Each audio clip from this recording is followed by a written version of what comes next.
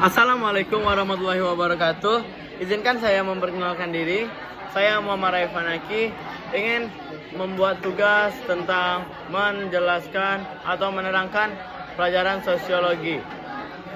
Ya, sejarah sosiologi. Sejarah perkembangan sosiologi di Eropa dan Amerika. Awalnya sosiologi adalah bagian dari filsafat sosial yang membahas masyarakat. Namun pembahasan masih berkisar pada hal-hal menarik perhatian umum, seperti kekuasaan, konflik, dan sosial. Dalam perkembangan selanjutnya, cakupan pembahasan mulai meliputi tatanan kehidupan yang diharapkan masyarakat dan norma-norma yang harus ditaati oleh seluruh anggota masyarakat. Kajian baru tentang masyarakat ini disebut sosiologi. Menurut Brigitte Berger dan Peter L. Berger dalam Sunarto 2004, sosiologi berkembang menjadi ilmu yang berdiri sendiri karena adanya ancaman terhadap tatanan sosial yang selama ini dianggap harusnya diterima saja. Wah, menarik bukan? Leyendecker dalam Sunarto 2004 mengidentifikasi ancaman tersebut meliputi revolusi industri dan revolusi Prancis, kapitalisme pada akhir abad ke-15, perubahan di bidang sosial dan politik, perubahan akibat gerakan reformasi yang dicetuskan Martin Luther, meningkatnya individualisme, lahirnya ilmu pengetahuan modern, dan berkembangnya kepercayaan pada diri sendiri. Menurut Leyendecker, ancaman-ancaman tersebut menyebabkan perubahan-perubahan jangka panjang yang ketika itu sangat mengguncang masyarakat Eropa. Sejalan dengan Leyendecker, Anthony Giddens tahun 2001 menyatakan latar belakang lahirnya sosiologi adalah serangkaian perubahan besar yang disebabkan oleh dan revolusi besar yang terjadi di Eropa pada abad ke-18 dan abad ke-19. Kedua peristiwa ini secara permanen mengubah cara hidup manusia yang telah berlangsung selama ribuan tahun. Revolusi Prancis pada 1789 menandai kemenangan ide-ide dan nilai-nilai sekuler, seperti kebebasan dan kesetaraan atas keterlibatan sosial tradisional. Revolusi industri mengubah tatanan sosial dan ekonomi masyarakat pada masa itu. Kebangkitan bidang industri berkat penemuan teknologi baru, seperti mesin uap, mendorong terjadinya migrasi tenaga kerja besar-besaran, dan bidangan pertanian ke bidang industri yang kemudian mempercepat pembentukan daerah-daerah urban. Sejarah perkembangan sosiologi di Indonesia. Sosiologi di Indonesia sebenarnya telah berkembang sejak zaman dahulu. Para pujangga dan tokoh-tokoh bangsa Indonesia telah banyak memasukkan unsur-unsur sosiologi dalam ajaran-ajaran mereka.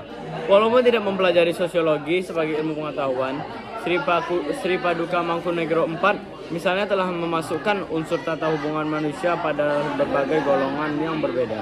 Dalam ajaran Ulangreh, Selore Morgan dalam Sukanto tahun 1982. Ki Hajar Dewantara yang dikenal sebagai peletak dasar pendidikan nasional Indonesia banyak mempraktikkan konsep-konsep penting sosiologi seperti kepemimpinan dan kekeluargaan yang proses pendidikan di taman siswa yang didirikannya.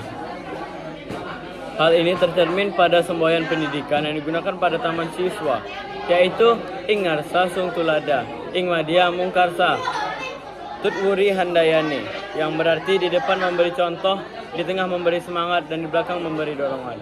Semboyan ini masih banyak digunakan dalam dunia pendidikan saat ini, seperti Semandel, Tut Wuri Handayani. Pada masa sebelum Perang Dunia II, sosiologi belum dipelajari dan digunakan sebagai ilmu pengetahuan yang berdiri sendiri. Secara formal, Sekolah Tinggi Hukum di Jakarta pada waktu itu menjadi satu-satunya lembaga perguruan tinggi yang mengajarkan mata kuliah sosiologi di Indonesia. Walaupun hanya sebagai pelengkap mata kuliah ilmu hukum, sosiologi di Indonesia mengalami perkembangan yang cukup signifikan. Setelah proklamasi kemerdekaan tanggal 17 Agustus 1945, Sonero Klop Haking adalah orang yang pertama kali memberikan kuliah sosiologi dalam bahasa Indonesia pada tahun 1948 di Akademi Ilmu Politik Yogyakarta.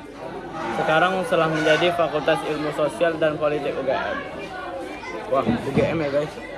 Sejak saat itu, sosiologi mulai mendapat tempat dalam insan akademisi di Indonesia. Apalagi setelah semakin terbukanya kesempatan bagi bermasyarakat Indonesia untuk menuntut ilmu di luar negeri. Sejak tahun 1950, banyak pelajar Indonesia yang khusus memperdalam sosiologi di luar negeri, kemudian mengajarkan ilmu itu di Indonesia. Buku sosiologi dalam bahasa Indonesia pertama kali ditulis oleh Jody Gondokusumo. dengan judul Sosiologi Indonesia tahun 1946 yang membuat beberapa pengertian mendasar dari sosiologi. Kehadiran buku ini mendapat sambutan baik dari revolusi golongan terpelajar di Indonesia. Mengingat situasi revolusi yang terjadi saat itu, buku tersebut seakan mengobati kehausan mereka akan ilmu yang dapat membantu mereka dalam usaha memahami perubahan-perubahan yang terjadi demikian cepat dalam masyarakat Indonesia. Sekitar tahun 1950 muncul buku sosiologi yang diterbitkan oleh Bardosono yang merupakan sebuah diktat kuliah sosiologi mahasiswa. Selanjutnya, bermunculan buku-buku sosiologi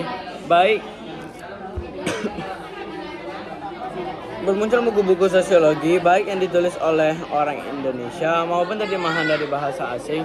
Contohnya, buku sosiologi untuk masyarakat Indonesia, karya Hasan Sadili dan buku sosial Change in Yogyakarta, karya Seloso Marjan. Tulisan-tulisan tentang masalah-masalah sosiologi juga tersebar di berbagai majalah, koran, dan jurnal. Wah, sangat menarik bukan? Terima kasih. Sekian penjelasan dari saya. Wassalamualaikum warahmatullahi wabarakatuh. Dadah.